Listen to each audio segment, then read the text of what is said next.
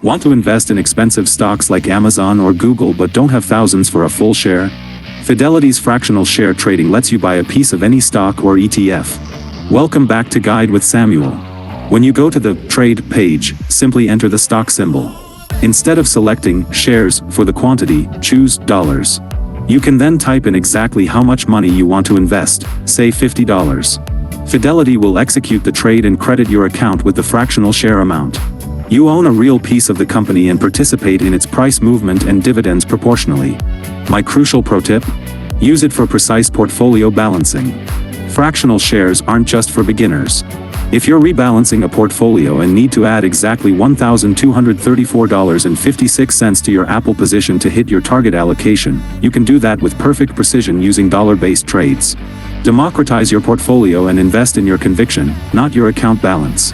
What stock would you buy a fractional share of first? For more guides on modern investing features, hit subscribe. Thanks for watching. I'm Samuel, and I'll see you next time.